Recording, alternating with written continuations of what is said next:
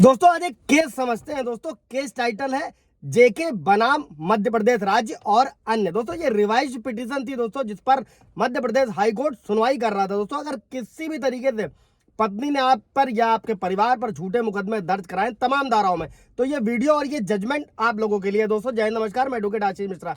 कोई सवाल जवाब होगा कमेंट में पूछ लीजिएगा। दोस्तों इसके अलावा जजमेंट की कॉपी चाहिए होगी तो व्हाट्सएप कीजिएगा, वहां मिल जाएगा। कमेंट कीजिएगा, वहां पर भी आपको जजमेंट का डिटेल मिल जाएगी। दोस्तों अभी हम लोग दोस्तों केस को समझते हैं कि केस क्या था। दोस्तों इसमें क्या था, याचिकाकर्ता यानी कि पत्नी ने आरोप लगाया था कि उसके साथ क्रूरता की गई है, दहेज की मांग की गई है। दोस्तों जो अमूमन हर केसेस में देखने को मिलता है। और दोस्तों ये 2025 का ही जजमेंट है दोस्तों। और साथ में पत्नी ने यह भी आरोप लगाया कि उसके साथ अप्राकृतिक यौन संबंध बनाया गया दोस्तों, जो कि आईपीसी की धारा 498 है, क्रुएल्टी लगाया, 377 लगाया अप्राकृतिक अपराध दोस्तों, 323 भी लगाया पति पर स्वेच्छा से चोट पहुंचाने के लिए दोस्तों ये धारा है। आईपीसी 294 लगाया दोस्तों, जिसमें गाली गलौज इन सब चीजों को शामिल किया जाता है।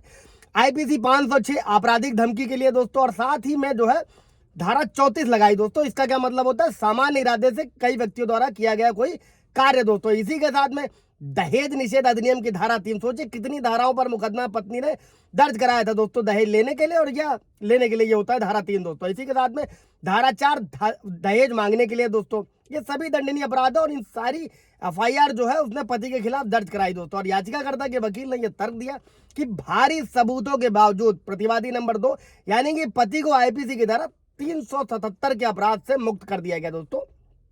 अभी हम लोग समझेंगे कि आईपीसी 377 क्या है दोस्तों, इसके अगेंस्ट, इसके विपरीत क्या है दोस्तों। प्रतिवादी नंबर 2 के वकील यानी पति के वकील ने इस आधार पर विवेदित ये जो आदेश था उसको खत्म करने का इसलिए रिक्वेस्ट करी क्योंकि सुप्रीम कोर्ट द्वारा आईपीसी की धारा जो 377 है दोस्तों, इसको अपराध को असंवैधानिक घोषित किया गया था दोस्तों। और आईपीसी की धारा 375 के तहत दोस्तों बलात्कार की जो संशोधित परिभाषा है, किसी भी विवाह के दौरान दोस्तों जो मैरिटल रेप लगाया जाता है, विवाह के दौरान पत्नी के साथ यौन संबंध बनाना आईपीसी की धारा 377 के तहत अपराध नहीं माना जाता। और पक्षकारों को सुनने के बाद कोर्ट ने पति और पत्नी के बीच ये जो अप्राकृतिक यौन संबंध के पहलू पर विचार विमर्श किया दोस्तों।